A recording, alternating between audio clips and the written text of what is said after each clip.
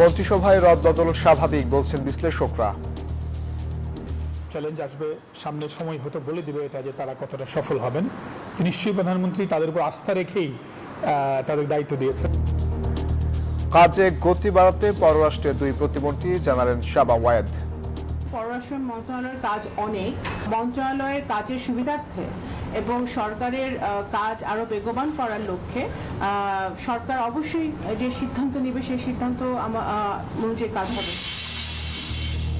দেশে এলো আগুনে নিহত ৬ জনের মরদেহ, পরিবারের শোকের মাতম। কলকাতায় হোটেল মালিককে গ্রেফতার। বাংলাদেশ সহ ৭৫ দেশের অভিবাসী ভিসা স্থগিতের আদেশ বাতিল করল মার্কিন আদালত। যুক্তরাষ্ট্রে যেতে আগ্রহীদের স্বস্তি। স্বাগত প্রবাসের সংবাদে, সঙ্গে আছি শাহরিয়ার অঙ্কুর। দেখছিলেন বিআরবি কেবল। সংবাদ শিরোনাম। সফলতা কিংবা ব্যর্থতা নয়, মন্ত্রিসভায় রদবদল একটি স্বাভাবিক প্রক্রিয়া বলে মনে করছেন রাজনৈতিক বিশ্লেষকরা। বিএনপির বাইরে গিয়ে আন্দালিব রহমান পার্থকে মন্ত্রীর দায়িত্ব দেয়াকেও ইতিবাচক হিসেবে দেখছেন তারা। বলছেন, এতে একদিকে সরকারের কর্মদক্ষতা বাড়বে, অন্যদিকে সহজ হবে পরিকল্পনা বাস্তবায়ন। শিহাব জাহিদের রিপোর্ট। আগেই গুঞ্জন ছিল সরকারের ৬ মাস পর মন্ত্রিসভা পুনর্বিন্যাস করতে পারেন প্রধানমন্ত্রী তারেক রহমান। হলো তাই। ঠিক ১৮৫ দিনের মাথায় বদলে গেল কয়েকজনের ভাগ্য। কেউ মন্ত্রিসভা থেকে বাদ পড়েছেন, আবার কেউ বা যুক্ত হয়েছেন সরকারে। নতুন রাষ্ট্রপতি মির্জা ফখরুল ইসলাম আলমগীরের হাত ধরে বঙ্গভবনের দরবার হলে শপথ নিয়েছেন ৪ মন্ত্রী ও ২ জন প্রতিমন্ত্রী। সরকারের মন্ত্রীপদের কর্তব্য বিশ্বস্ততার সহিত পালন করিব। মন্ত্রিসভার রদবদলে স্থানীয় সরকার মন্ত্রণালয়ের দায়িত্ব পান বিএনপির স্থায়ী কমিটির সদস্য ডক্টর আব্দুল মঈন খান। জহিরুদ্দিন স্বপনকে প্রধানমন্ত্রীর উপদেষ্টা করে তথ্য ও সম্প্রচার মন্ত্রী করা হয়েছে বিজেপি চেয়ারম্যান আন্দালিব রহমান পার্থকে। এছাড়া পার্বত্য চট্টগ্রাম বিষয়ক মন্ত্রণালয়ের পূর্ণমন্ত্রী হয়েছেন বান্দরবানের সংসদ সদস্য সাচিং ট্রুজেরি। অন্যদিকে আফরোজা খান অমৃতাকে খাদ্য মন্ত্রণালয়ে পাঠিয়ে প্রতিমন্ত্রী থেকে এম রাশিদুজ্জামান মিল্লাতকে করা হয়েছে বিমানের পূর্ণমন্ত্রী। বিশ্বস্ততার সহিত নতুন মুখ হিসেবে গাইবান্ধা ৪ আসনের সংসদ সদস্য শামীম কায়সার লিংকন পেয়েছেন ধর্ম মন্ত্রণালয়ের প্রতিমন্ত্রীর দায়িত্ব। প্রধানমন্ত্রীর উপদেষ্টা হুমায়ুন কবিরকে প্রতিমন্ত্রী করা হয়েছে পররাষ্ট্র মন্ত্রণালয়ের। যদিও শুরু থেকেই একই মন্ত্রণালয়ে প্রতিমন্ত্রী হিসেবে দায়িত্ব পালন করে আসছেন শামা ওবায়েদ। মাত্র ৬ মাসের মাথায় মন্ত্রিসভার এমন রদবদলকে কিভাবে দেখছেন রাজনৈতিক বিশ্লেষকরা? ৬ মাসে একটি সরকারকে মূল্যায়ন করা যায় না, সময় লাগে। প্রথম ৬ মাসে আমরা যেটা মনে করি যে নীতি নির্ধারণের বিষয়গুলো সরকার করে থাকে, বা একটা কার্য প্রণালী তৈরি করেন এবং কোন পথে আগাবেন, সেই জিনিসগুলো আসলে ৬ মাসে হয়। তো সামনে চ্যালেঞ্জ আসবে, সামনে সময় হয়তো বলে দিবে এটা যে তারা কতটা সফল হবেন। তো নিশ্চয়ই প্রধানমন্ত্রী তাদের উপর আস্থা রেখেই তাদের দায়িত্ব দিয়েছেন। যেহেতু প্রধানমন্ত্রী নিজেই কমিট করেছিলেন যে ৬ মাসে আমরা কাজগুলোকে মূল্যায়ন করব, সেই মূল্যায়নের জায়গা থেকে সেই পরিবর্তনটা করা হয়েছে। বিশ্লেষকরা বলছেন, নানামুখী চ্যালেঞ্জ মোকাবিলা করেই রাষ্ট্র পরিচালনা করতে হচ্ছে প্রধানমন্ত্রী তারেক রহমানকে। তাই বাস্তবতা বিবেচনায় দক্ষ ও যোগ্যদের সরকারে সংযোজন বিয়োজন ইতিবাচক হতে পারে সামগ্রিক কর্মপরিকল্পনা বাস্তবায়নে। নতুন আসলো এবং যারা পুরনো আছে সবার জন্যই এটা একটা সিগন্যাল যে ভবিষ্যতে আমরা যদি পারফর্ম ভালো না করি, আমাদের যার যার মন্ত্রণালয়ের পারফরমেন্স বা কর্মসম্পাদন বা জবাবদিহিতা বা তার যে পারফরমেন্স এটা যদি কম হয়, তাহলে আমাদেরও পরিবর্তন করে দেওয়া হতে পারে। ইতিবাচক দিক হচ্ছে যে যারা নতুন তারাও পারফর্ম ভালো করবে এবং যারা পুরাতন তারাও এখানে এক ধরনের ইঙ্গিত পেয়েছে যে না, আমাদেরও পরিবর্তন করা হতে পারে। নবীন প্রবীণের সমন্বয়ে তারেক রহমানের নেতৃত্বাধীন মন্ত্রিসভা কতটা গণমানুষের প্রত্যাশা পূরণ করতে পারবে তা নির্ভর করবে সরকারের দক্ষতা ও জবাবদিহিতার উপর। শিহাব জাহিদ, নিউজ 24, ঢাকা। কাজের সুবিধার জন্য পররাষ্ট্র মন্ত্রণালয়ে এখন ২ জন প্রতিমন্ত্রী, এমনটি জানিয়েছেন প্রতিমন্ত্রী শামা ওবায়েদ। শনিবার দুপুরে রাজধানীতে এক আয়োজনে যোগ দেন তিনি। কথা বলেন মক্কা প্রতিরক্ষা চুক্তিতে বাংলাদেশের যোগ দেয়া বা না দেয়ার প্রসঙ্গেও। তিনি জানান, বাংলাদেশের স্বার্থই সবার আগে। অনুষ্ঠানে দেয়া বক্তব্যে নারীর ক্ষমতায়নে মনস্তাত্ত্বিক পরিবর্তনের তাগিদ দেন প্রতিমন্ত্রী। রাজধানীর সিদ্ধেশ্বরীর একটি রেস্টুরেন্টে নারী ক্ষমতায়ন ও গণতান্ত্রিক পুনরুদ্ধার বিষয়ে এক সংলাপের আয়োজন করে সেন্টার ফর গভর্নেন্স স্টাডিজ। অংশ নেন বিভিন্ন রাজনৈতিক দলের নারী নেত্রীরা। এই যে নারী নেতৃত্ব তৈরির যে জায়গাটা, এইখানে আসলে দলের পক্ষ থেকে একটা আন্তরিকতার জায়গা আছে। নারীরা আন্দোলনের সময় সবচেয়ে বড় চ্যালেঞ্জটা নেয়। দেখবেন গুলির সামনে নারী, পুলিশের সামনে নারী, মাস্তানের সামনে নারী, কিন্তু নেতৃত্বের ক্ষেত্রে নারী পাওয়া যায় না। সংলাপে পররাষ্ট্র প্রতিমন্ত্রী শামা ওবায়েদ বলেন, বিগত দিনে দেশে নারী প্রধানমন্ত্রী থাকা সত্ত্বেও নারী ক্ষমতায়ন হয়নি। দরকার রাজনৈতিক দলগুলোর মনস্তাত্ত্বিক পরিবর্তন। রাজনৈতিক দলগুলোর মনস্তাত্ত্বিক পরিবর্তন না হওয়া পর্যন্ত এই সমস্যার সমাধান হবে না। সংলাপ শেষে সাংবাদিকদের মুখোমুখি হন প্রতিমন্ত্রী, বলেন কাজের সুবিধার জন্য পররাষ্ট্র মন্ত্রণালয় এখন 2 জন প্রতিমন্ত্রী। মন্ত্রণালয়ের কাজের সুবিধার্থে এবং সরকারের কাজ আরো বেগবান করার লক্ষ্যে সরকার অবশ্যই যে সিদ্ধান্ত নেবে সেই সিদ্ধান্ত অনুযায়ী কাজ হবে। মক্কা প্রতিরক্ষা চুক্তিতে যোগ দেয়া না দেওয়ার বিষয়ে প্রতিমন্ত্রী বলেন, বাংলাদেশের স্বার্থই সবার আগে। বাংলাদেশের জনগণের স্বার্থ রক্ষিত হচ্ছে নাকি সেটাই সর্বপ্রধান বিবেচ্য বিষয় হবে। তাওহিদুল ইসলাম, নিউজ 24, ঢাকা। ভারতের কলকাতায় অগ্নিকাণ্ডে নিহত 7 বাংলাদেশির মধ্যে 6 জনের মরদেহ দেশে এসেছে। শনিবার সকালে ভোমরা স্থলবন্দর দিয়ে একজনের মরদেহ সাতক্ষীরার কালীগঞ্জে তার গ্রামের বাড়িতে নেওয়া হয়। বিকালে কুষ্টিয়ার সাংবাদিক দম্পতি সহ একই পরিবারের 4 জন এবং ঢাকায় একজনের মরদেহ পরিবারের কাছে হস্তান্তর করা হয়েছে। 4 জনের মরদেহ রাতে কুষ্টিয়া গ্রামের বাড়িতে পৌঁছায়।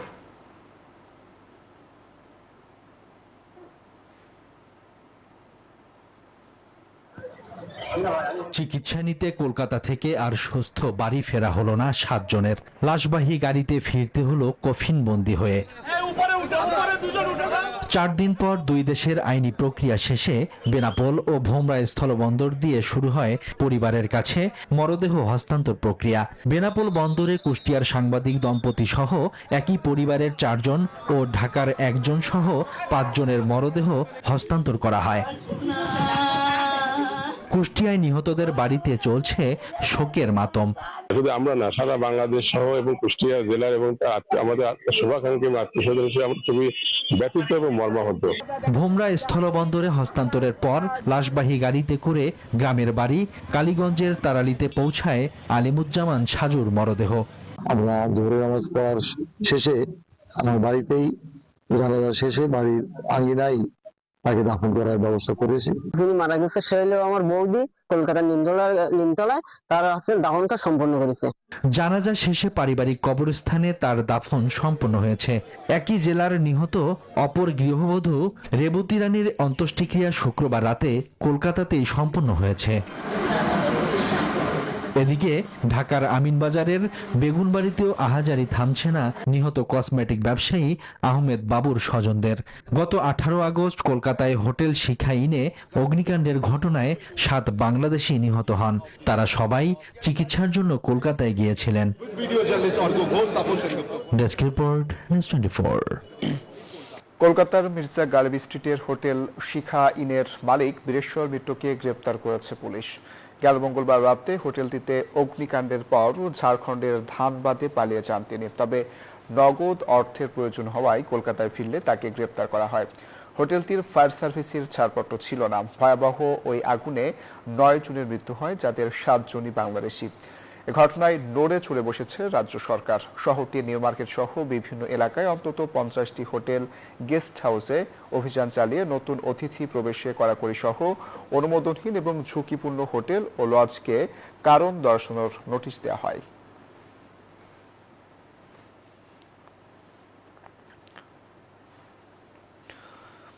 বাংলাদেশ সহ 75 দেশের নাগরিকদের অভিবাসী ভিসা স্থগিতের ট্রাম্প প্রশাসনের নীতি বাতিল করেছে মার্কিন আদালত।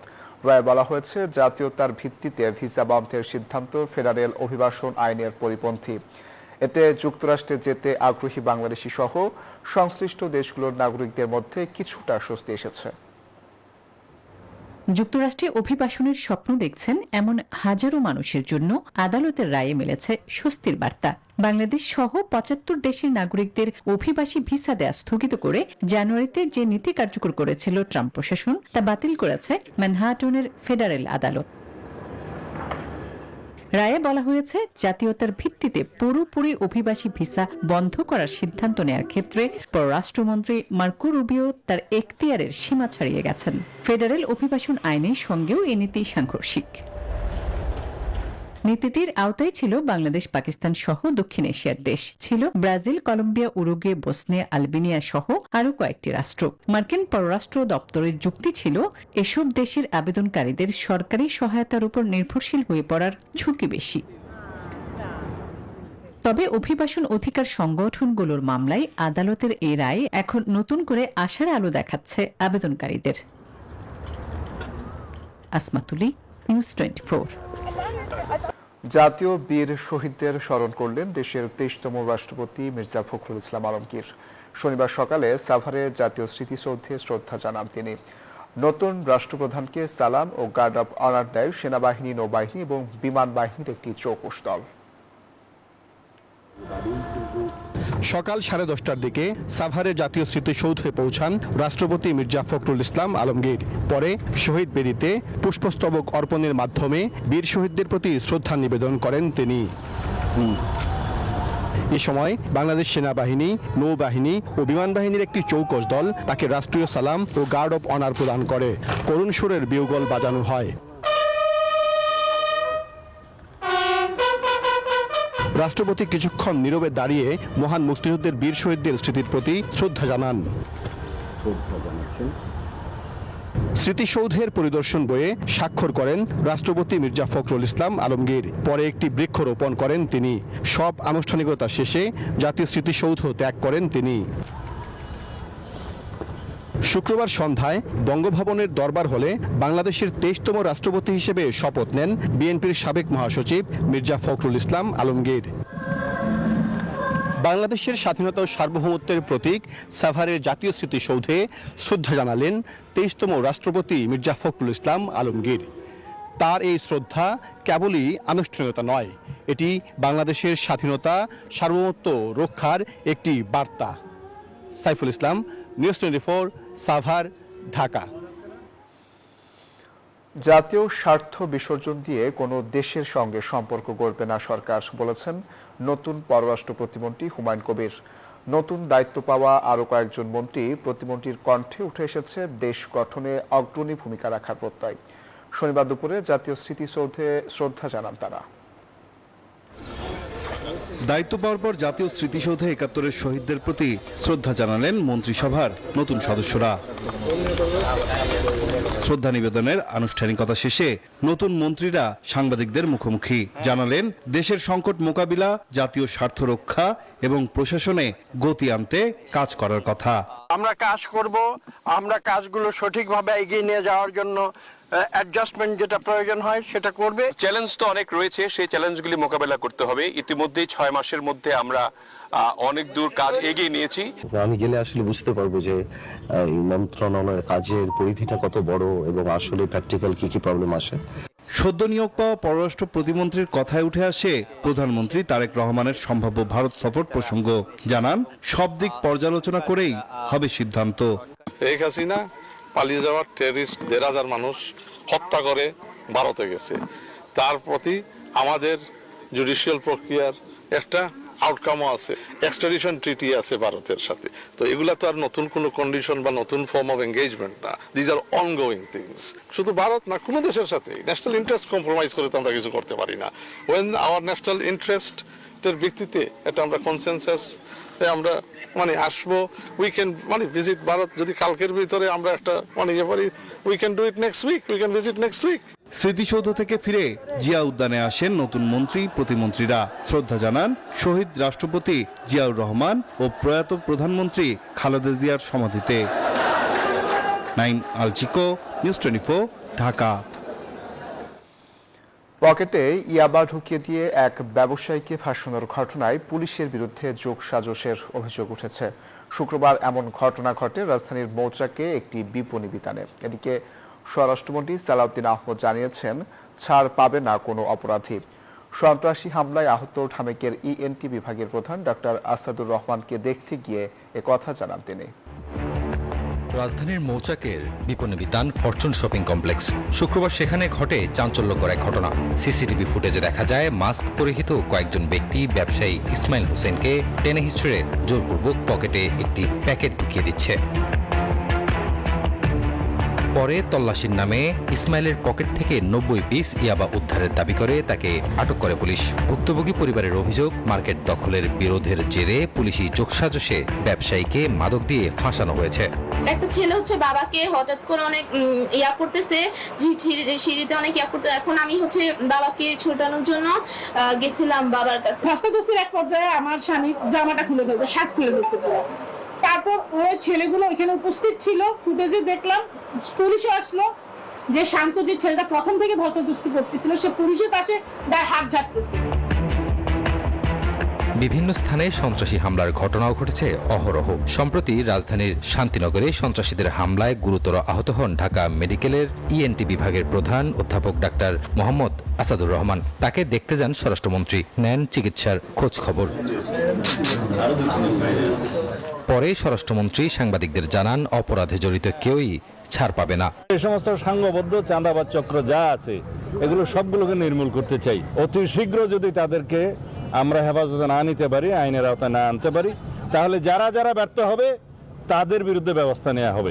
স্বরাষ্ট্রমন্ত্রী জানান, সারা দেশে চাঁদাবাজের তালিকা হচ্ছে, ব্যর্থ হলে ছাড় দেওয়া হবে না আইনশৃঙ্খলা বাহিনীকেও। তারা বিভিন্ন চিহ্নিত সন্ত্রাসী, দাগী আসামি। রাজু মাহমুদ, নিউজ 24, ঢাকা। আসসালামু আলাইকুম। আইন শৃঙ্খলা নিয়ন্ত্রণ এবং পুলিশি কার্যক্রম তদারকি করতে আকস্মিক রাজধানীর তেজগাঁও থানা পরিদর্শন করেছেন স্বরাষ্ট্রমন্ত্রী সালাউদ্দিন আহমদ। শনিবার বিকালে তিনি হঠাৎ থানায় উপস্থিত হন। পরে সার্বিক পরিস্থিতি খতিয়ে দেখেন। পরিদর্শনকালে স্বরাষ্ট্রমন্ত্রীর সাথে ছিলেন পুলিশের মহাপরিদর্শক মোহাম্মদ আলী হোসেন ফকির এবং DMP commissioner Moseley Uddin Ahmad সহ পুলিশের ঊর্ধ্বতন কর্মকর্তারা। এ সময় মন্ত্রী থানার বিভিন্ন প্রশাসনিক কক্ষ, হাজতখানা এবং পুলিশ ব্যারাক ঘুরে দেখার পাশাপাশি থানায় সেবা নিতে আসা সাধারণ নাগরিকদের সাথে কথা বলেন।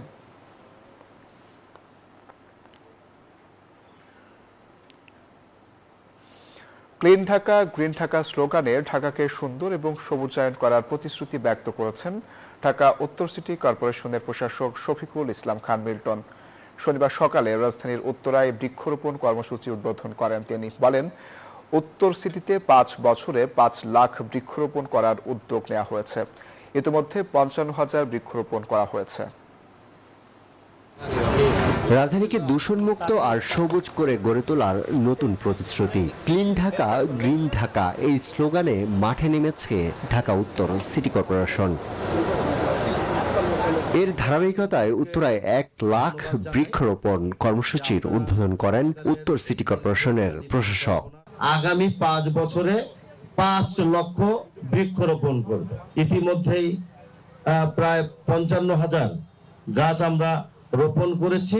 অনুষ্ঠানে আকিস ফুড অ্যান্ড বেভারেজ লিমিটেডের প্রধান নির্বাহী কর্মকর্তা বলেন, দেশের 8টি বিভাগে ধারাবাহিকভাবে এই কার্যক্রম সম্পন্ন হবে।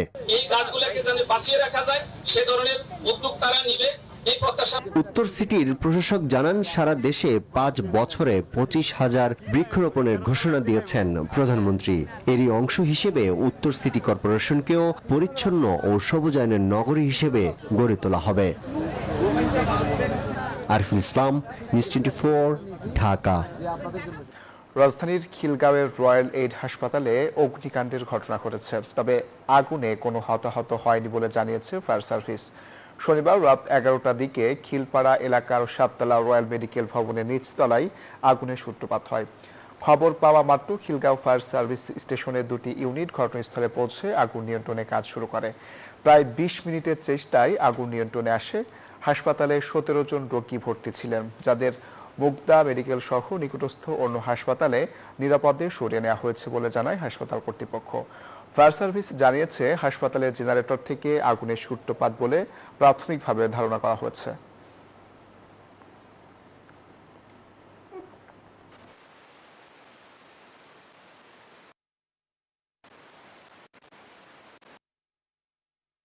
তো আমরা আগুনের মেসেজ পেয়ে এখানে দ্রুত চলে আসি। নিচে একটা জেনারেটরের ভিতরে আগুন ছিল, যার সাথে তাদের একটা ডিসপেন্সার ছিল, যার কারণে একটু আগুনটা বৃদ্ধি পায়। তা আমরা দ্রুত আগুন নিয়ন্ত্রণে নিয়ে আসি এবং আগুন নির্বাপনে আমরা সক্ষম হই। খাগড়াছড়িতে হঠাৎ ভারী বৃষ্টি ও পাহাড়ি ঢলে চেঙ্গি ও মাইনি নদীর পানি বিপদসীমা অতিক্রম করেছে। প্লাবিত হয়েছে জেলার বিস্তীর্ণ নিম্নাঞ্চল। পানি বন্দী হয়ে পড়েছে হাজারো মানুষ। আশ্রয়কেন্দ্রে ঠাঁই নিয়েছেন অনেকে। জহুরুল আলমের তথ্য, চিত্রের রিপোর্ট। মাত্র 3 ঘন্টার প্রবল বৃষ্টিতেই খাগড়াছড়িতে নেমে আসে পাহাড়ি ঢল আর তীব্র স্রোত। চেঙ্গি ও মাইনি নদীর পানি বিপদ সীমা অতিক্রম করে প্লাবিত করে আশপাশের এলাকা। মধ্যরাতের আকস্মিক এই বন্যায় খাগড়াছড়ি সদর ও দীঘিনালার মুসলিমপাড়া, কালাডেবা, গঞ্জপাড়া সহ অন্তত 10টি এলাকার নিম্নাঞ্চল এখন পানির নিচে। ঘুমন্ত অবস্থায় হঠাৎ ঘরে পানি ঢুকে পড়ায় চরম বিপাকে পড়েন বাসিন্দারা। পাশাপাশি তলিয়ে গেছে শত শত একর ফসলি জমি। সরকারি আশ্রয় কেন্দ্রে ঠাঁই নিয়েছেন পানিবন্দী মানুষ।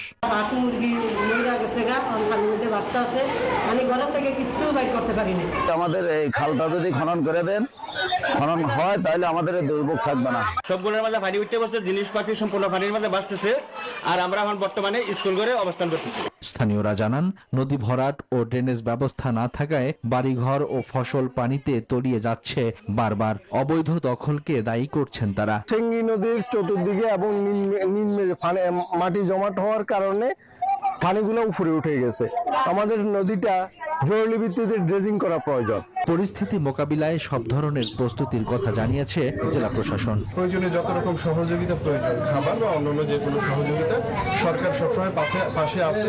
জেলা প্রশাসনের পক্ষ থেকে, আমাদের পক্ষ থেকে আমরা সবখানেই ভিজিট করছি। পাহাড়ি ঢল অব্যাহত থাকলে বন্যা পরিস্থিতির আরো অবনতির আশঙ্কা রয়েছে। দুর্গত এলাকায় জরুরি ত্রাণ সহায়তার দাবি জানিয়েছেন বানভাসী মানুষ। Desk report, news 24। আর এই ছিল প্রবাসের সংবাদে। এতক্ষণ সাথে থাকার জন্য ধন্যবাদ।